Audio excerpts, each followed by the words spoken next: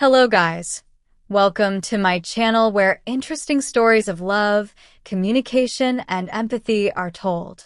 Make sure to like this video, subscribe to our channel, share with your friends, and drop your perspectives in the comment section below.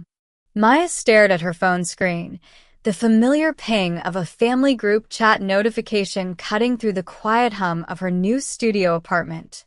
The message from her mother appeared deceptively casual, almost cheerful in its simplicity. Your sister Emma will be staying at your apartment while you're away. Hope that's okay, sweetheart. Dad says she needs a change of scenery. 3 laughing emojis followed, as if this were just another family arrangement, another small favor between sisters. But Maya's stomach dropped like a stone thrown into deep water. She hadn't told her parents about the move. She hadn't told them about the screaming match that had echoed through her old apartment's thin walls 3 weeks ago, or about the boxes she'd hastily packed in the middle of the night, or about the key she'd left on the kitchen counter next to a note that simply read, "I can't do this anymore." Her parents still believed she was living in the cozy 2-bedroom apartment downtown, the one she'd shared with Emma for nearly 8 months after their grandmother's funeral. The irony wasn't lost on her. Her parents thought she was away somewhere, probably on one of those spontaneous weekend trips she used to take when life felt too heavy. They had no idea she'd been sleeping on her friend Jessica's couch for the past 3 weeks, too proud and too hurt to explain the real reason behind her sudden departure. Every morning, she'd wake up to Jessica's concerned glances and gentle questions about when she planned to find her own place, and every evening, she'd scroll through apartment listings while her heart ached with the weight of unspoken words. Maya's fingers hovered over her phone's keyboard, drafting and deleting responses that never felt right. "Actually, I moved out" seemed too blunt, too likely to trigger the avalanche of family drama she'd been desperately trying to avoid. "Emma can't stay there" would require explanations she wasn't ready to give. Her parents had always been the type to smooth over conflicts with humor and gentle nudges, never forcing confrontations, but somehow always knowing when their daughters needed guidance.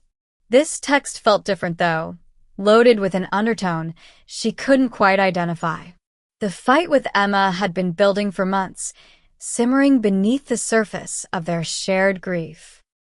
Their grandmother had left behind a house full of memories and belongings that needed sorting, and what should have been a healing process had become a battlefield of hurt feelings and misunderstood intentions. Emma had wanted to sell everything quickly, to move on, and use the money for practical things like rent and groceries. Maya had wanted to preserve every photograph, every piece of jewelry, every handwritten recipe card that carried the essence of the woman who had raised them during their parents' messy divorce years earlier. The breaking point had come over a simple music box, one that played their grandmother's favorite lullaby. Emma had casually mentioned donating it to charity, and Maya had exploded with 3 weeks' worth of suppressed emotion. Words had been thrown like weapons. "You never cared about her the way I did," and "you're being selfish and sentimental," and finally, the one that had cut deepest, "maybe we're just too different to live together." Emma had stormed out that night, and Maya had packed her bags before sunrise, leaving behind not just the apartment, but the sister she'd once considered her closest friend. Now, staring at her parents' innocent text message, Maya felt the familiar weight of family obligation pressing against her chest. She could picture Emma receiving a similar message, probably feeling just as trapped and confused. Their parents had a way of making requests that felt more like gentle commands, wrapped in love, but impossible to refuse without seeming heartless. Maya wondered if Emma was sitting somewhere right now, staring at her own phone and trying to figure out how to explain that she couldn't stay at an apartment where she wasn't welcome. The autumn rain began pattering against Maya's studio window, each drop a tiny reminder of time passing and decisions that needed to be made. She thought about calling her parents directly, coming clean about the move and the fight, and the weeks of silence that had stretched between her and Emma like a canyon neither of them knew how to cross. But something held her back, a nagging feeling that this seemingly casual text message was more complicated than it appeared on the surface. Maya's phone buzzed again, this time with a text from Emma herself. "Did you see Mom's message? We need to talk." The words were simple, but Maya could read the exhaustion between the lines, the same weariness she'd been carrying for weeks. Whatever was happening, whatever had prompted their parents' sudden intervention, it was bigger than a simple housing arrangement. Maya grabbed her keys and jacket, knowing that some conversations couldn't happen over text messages and that some wounds required face-to-face healing. Even when the thought of seeing Emma again made her heart race with anxiety and hope in equal measure. The familiar creak of the apartment building's front door sent a shiver through Maya's spine as she climbed the narrow staircase to the third floor. Each step felt heavier than the last, weighted with 3 weeks of unspoken words and the uncertainty of what she might find behind the door she'd once called home. The hallway smelled the same, a mixture of old wood, cooking spices from Mrs. Chen's apartment, and the faint mustiness that seemed to permeate every building in this part of the city. Maya's hand trembled slightly as she reached for her keys, then remembered she'd left them on the kitchen counter the night she'd walked away. She knocked softly at first, then louder when no response came. "Emma? It's me." Her voice echoed in the empty hallway, sounding smaller and more vulnerable than she'd intended. The silence that followed felt thick and oppressive, broken only by the distant hum of traffic from the street below and the muffled sound of a television playing in a neighboring apartment. Maya pressed her ear to the door, straining to hear any sign of life from within. Nothing. Using the spare key hidden beneath the loose floorboard near the door, a secret spot their grandmother had taught them years ago, Maya slowly turned the lock. The door opened with a soft click, revealing an apartment shrouded in darkness despite the afternoon hour. Heavy curtains block out most of the natural light, creating an atmosphere that felt more like a cave than the bright, welcoming space she remembered. The air inside was stale and heavy, carrying the scent of unopened windows and something else she couldn't quite identify, sadness, perhaps, or the particular emptiness that comes from a space that's been abandoned by hope. "Emma?" Maya called again, stepping carefully into the living room. Her eyes slowly adjusted to the dim light, and what she saw made her heart clench with a mixture of shock and recognition. The apartment looked like a museum of their shared grief, with cardboard boxes stacked against every wall, each one carefully labeled in Emma's precise handwriting: grandma's china, photo albums, jewelry and trinkets, kitchen items. The boxes Maya had assumed Emma would have disposed of weeks ago were still here, arranged with an almost reverent care that spoke of hours spent sorting and organizing and remembering. A soft sound from the corner of the room caught Maya's attention, a barely audible sniffle that could have been mistaken for the building's old pipe settling. There, curled up in their grandmother's favorite armchair, sat Emma. She looked smaller than Maya remembered, wrapped in one of their grandmother's hand-knitted afghans, her usually perfect hair hanging in limp strands around her face. The sight of her sister looking so fragile and lost hit Maya like a physical blow, erasing weeks of anger in an instant and replacing it with a protective instinct she'd forgotten she possessed. "Emma," Maya whispered, moving closer. "What are you doing here in the dark?" Emma looked up with red-rimmed eyes that held a mixture of surprise, relief, and something that looked dangerously close to shame. "I didn't expect you to come," she said, her voice hoarse as if she'd been crying for hours. "I thought I thought you were done with me. With all of this. She gestured weakly at the boxes surrounding them, at the apartment that had become a shrine to their shared loss and their fractured relationship. Maya sank onto the couch across from Emma, suddenly aware of how the familiar furniture felt foreign after weeks away. Mom texted me about you staying here. But Emma, I haven't been living here for 3 weeks. Emma finished quietly. I know. I've been coming by every few days, hoping you'd come back, hoping we could talk. She pulled the Afghan tighter around her shoulders, and Maya noticed how thin she'd gotten, how her clothes seemed to hang loose on her frame. I've been sleeping here sometimes. On the couch. I hope that's okay. The admission hung in the air between them, heavy with implications that Maya was only beginning to understand. Sleeping here? Emma, where have you been living? The question came out sharper than Maya had intended, driven by a growing concern that was rapidly overtaking her lingering hurt feelings. Emma's laugh was bitter and hollow. That's a complicated question. She stood up slowly, moving to the window and pulling back the curtain just enough to let in a sliver of gray afternoon light. I lost my job 2 weeks ago. Budget cuts. And my lease was up for renewal, but without steady income. She trailed off, staring out at the street below as if the answers to her problems might be written on the sidewalk. Maya felt the world tilt slightly, her understanding of the past few weeks shifting like pieces of a puzzle rearranging themselves into a completely different picture. Emma, are you telling me you've been homeless? Not homeless exactly, Emma said quickly, turning back to face her sister. I've been staying with different friends, couch surfing mostly. But everyone has their limits, you know? And I was too proud to tell Mom and Dad.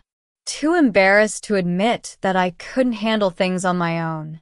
She gestured at the boxes again, and Maya noticed her hands were shaking slightly.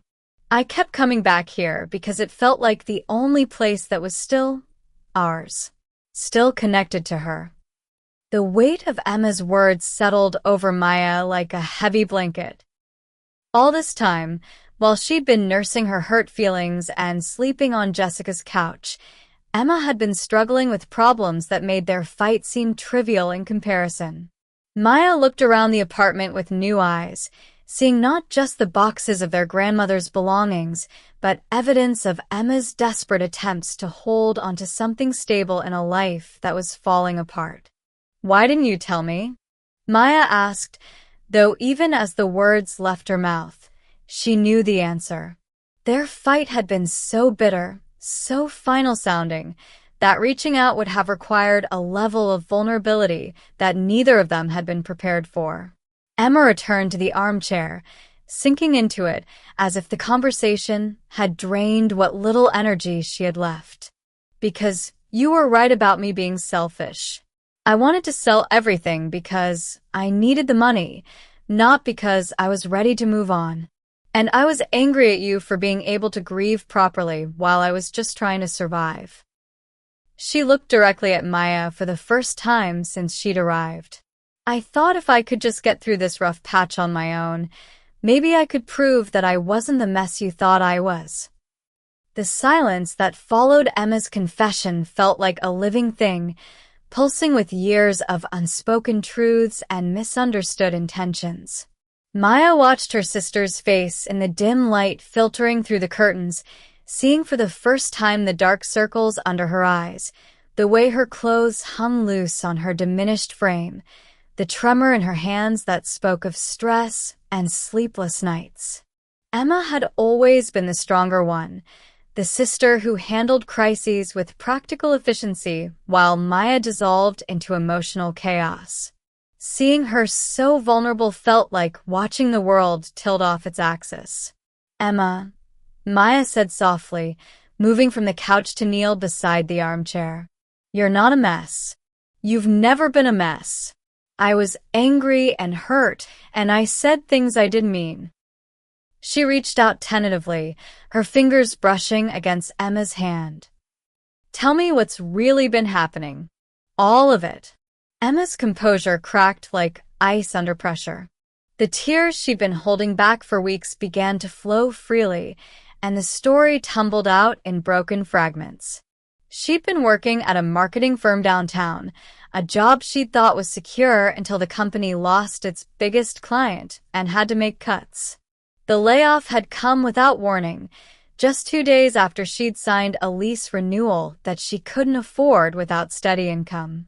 Pride had kept her from immediately telling their parents, and the fight with Maya had eliminated her most obvious safety net.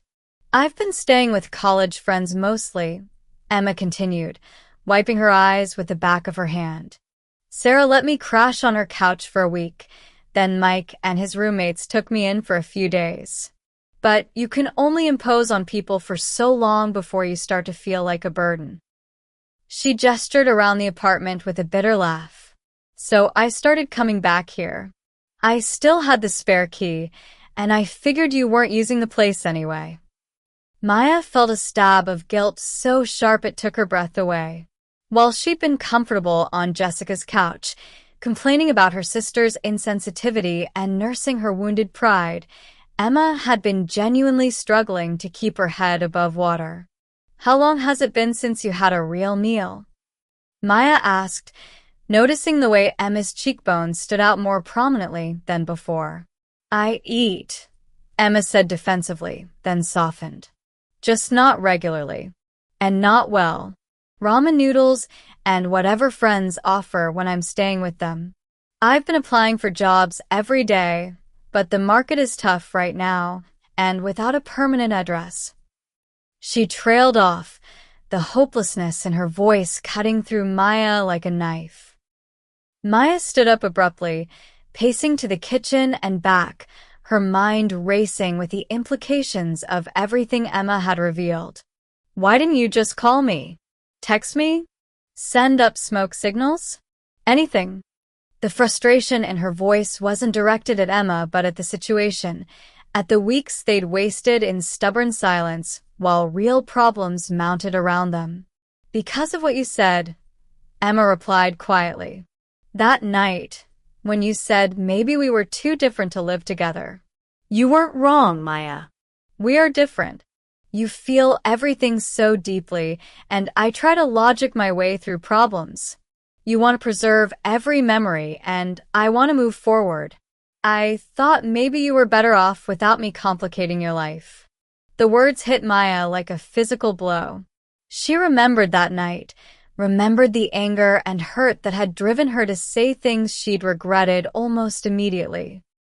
But by the time she'd cooled down enough to consider apologizing, her pride had built walls too high to climb over.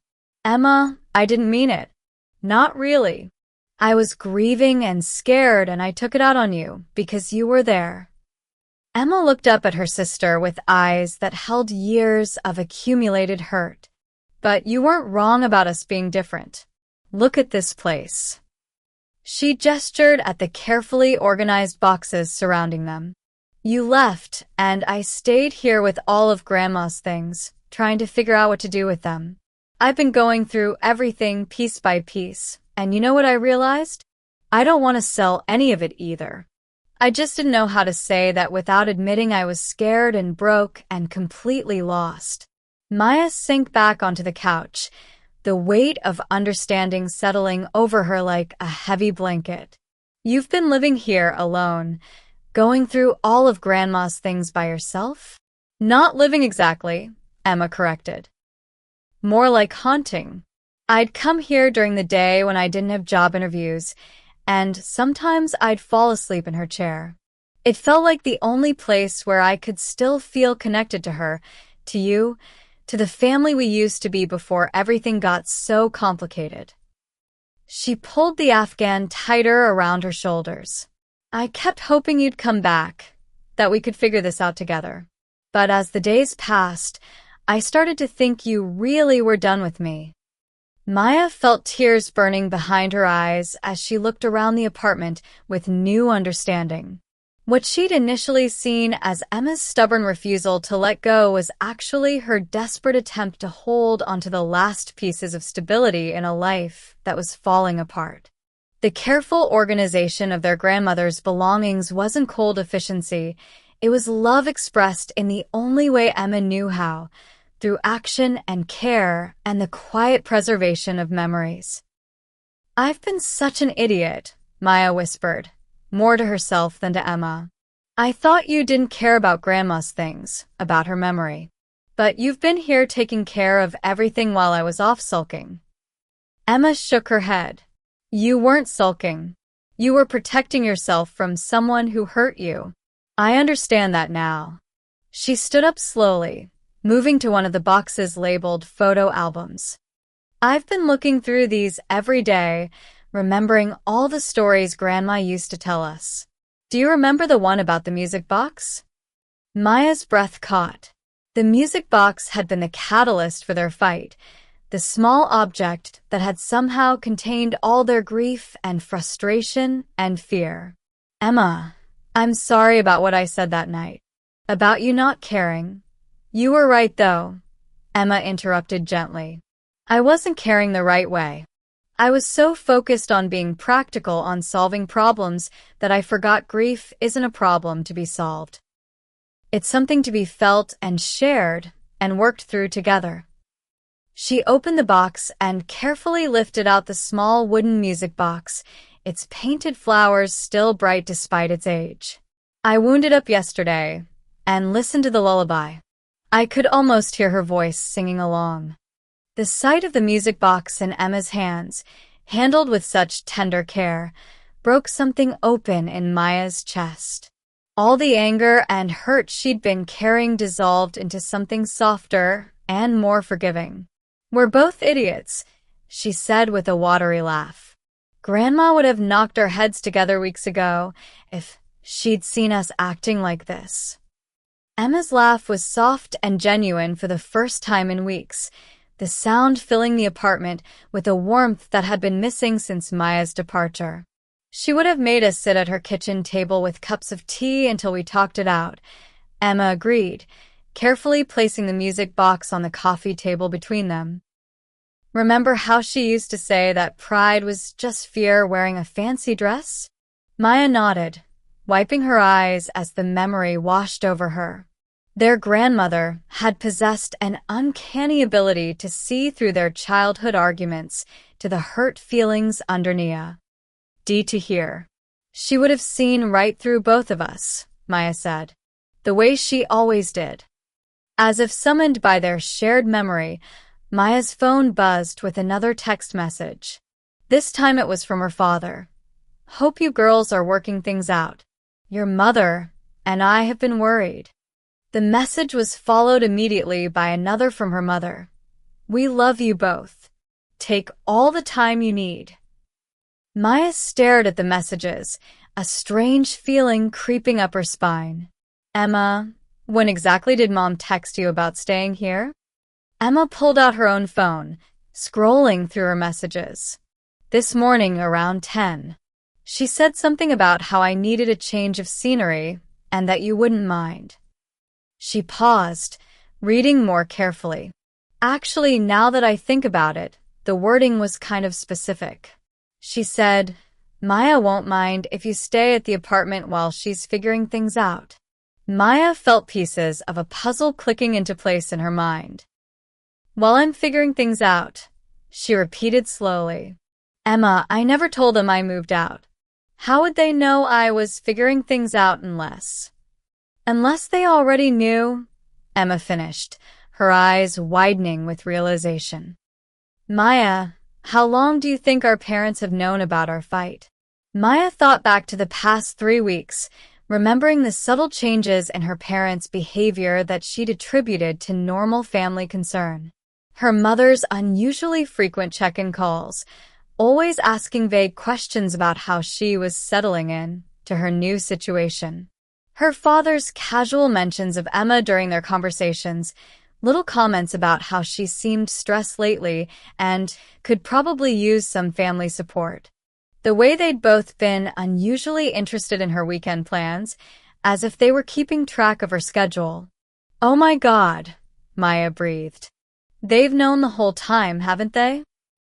Emma was scrolling through weeks of text messages from their parents, her expression growing more amazed by the minute. "Look at this," she said, holding up her phone. "3 days after you left, Mom texted me asking if I was taking care of myself and eating enough. I thought she was just being motherly, but now..." She continued scrolling. "And here's one from Dad last week, saying he hoped I was finding the support I needed during this difficult time.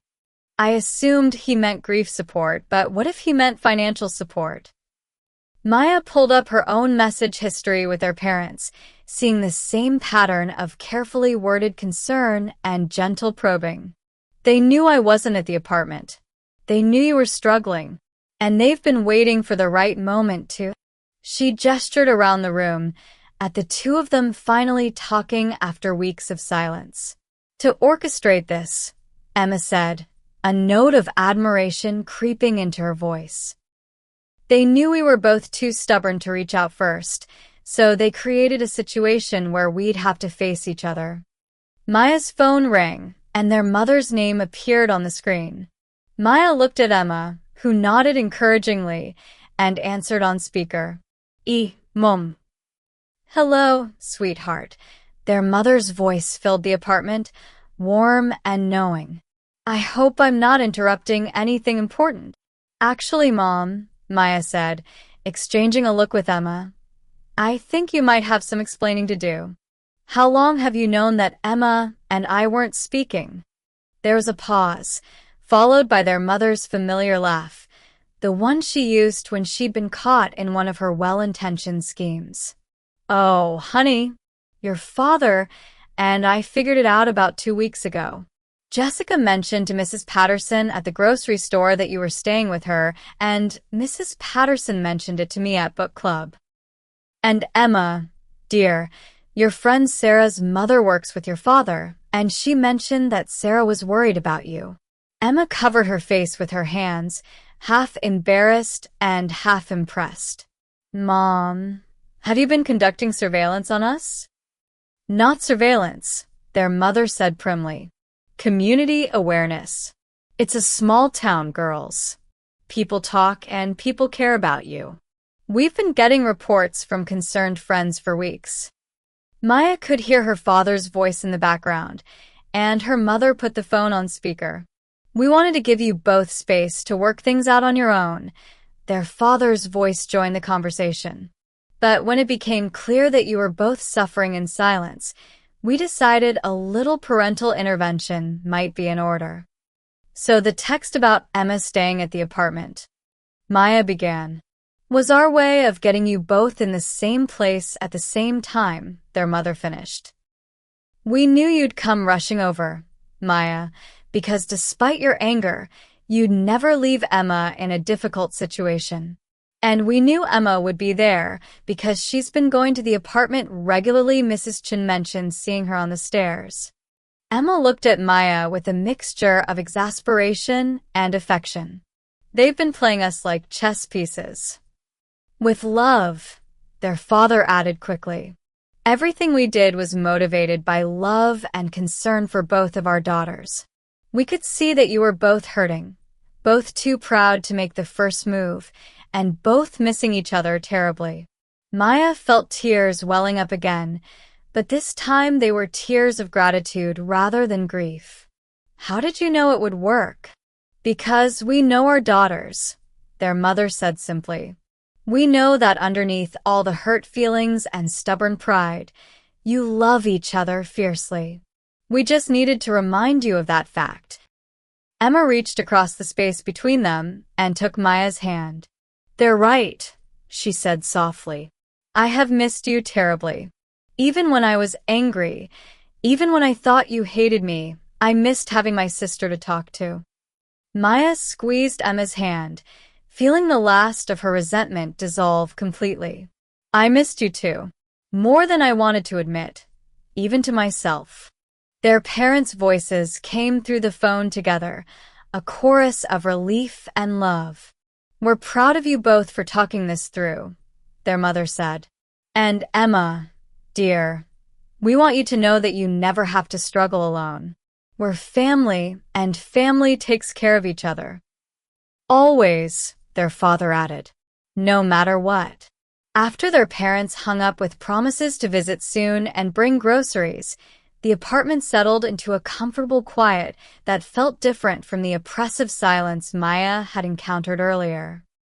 Emma moved to turn on the lamps, chasing away the shadows that had seemed to cling to every corner, and suddenly the space felt like home again, not the museum of grief it had appeared to be, but a living place where memories could coexist with hope for the future.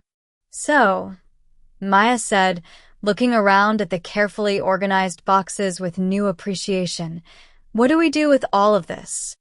She gestured at their grandmother's belongings, no longer seeing them as sources of conflict, but as bridges connecting their past to their future. Emma settled back into the armchair, but this time she looked relaxed rather than defeated. "I've been thinking about that a lot over the past few weeks. Going through everything piece by piece gave me time to really remember her, not just mourn her." She reached for a photo album from the nearest box, opening it to reveal pictures of their grandmother as a young woman, then as a mother, then as the silver-haired storyteller they remembered. "I realized something while I was sitting here alone. I don't want to sell any of it, but I also don't want it all packed away in boxes where we never see it." Maya moved to sit on the arm of the chair, looking over Emma's shoulder at the photographs. "What are you thinking?"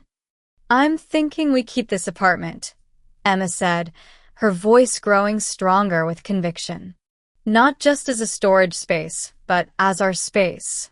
A place where we can display her things properly, where we can invite the family for holidays, where we can tell her stories to our future children." She looked up at Maya hopefully.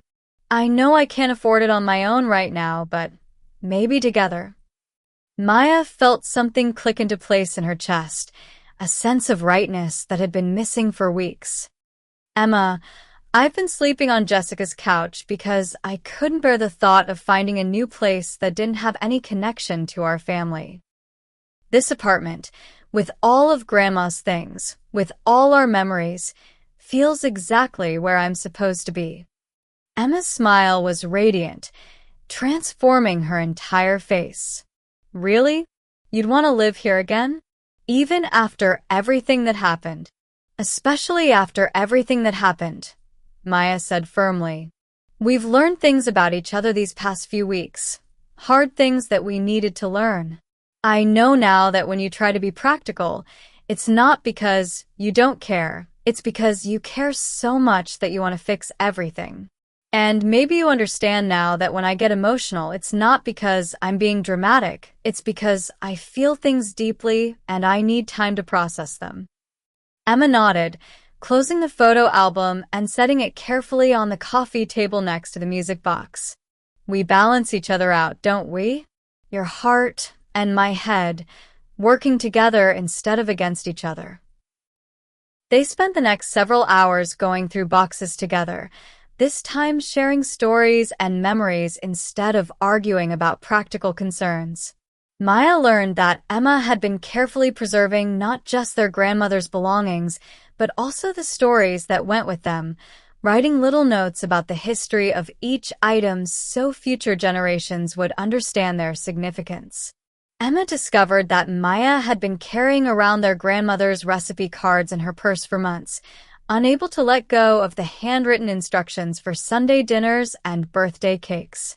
As evening approached, they found themselves in the kitchen, attempting to recreate their grandmother's famous chicken soup using her handwritten recipe and ingredients Emma had managed to gather during her difficult weeks. The process was messy and imperfect. They had to substitute several ingredients and guess at measurements their grandmother had never bothered to write down, but the apartment filled with familiar smells that brought back Sunday afternoons and sick days and countless moments of being cared for by someone who loved them unconditionally. You know what I think Grandma would say about all this? Maya asked, stirring the soup while Emma set the table with their grandmother's good china, no longer saving it for special occasions. That we're both too stubborn for our own good? Emma suggested with a laugh. That too, Maya agreed. But I think she'd say that love isn't always easy or comfortable, but it's always worth fighting for. She'd say that family means showing up for each other, especially when it's hard, especially when pride gets in the way. Emma paused in her table setting, looking around the apartment that was slowly transforming from a shrine to the past into a foundation for the future. She'd probably also say that home isn't a place, it's the people you choose to build a life with. As they sat down to eat their imperfect but heartfelt meal, Maya raised her water glass in a toast. To Grandma, who taught us that love is patient and kind and sometimes requires a little parental intervention. Emma clinked her glass against Maya's. And to second chances, and to sisters who are brave enough to admit when they're wrong.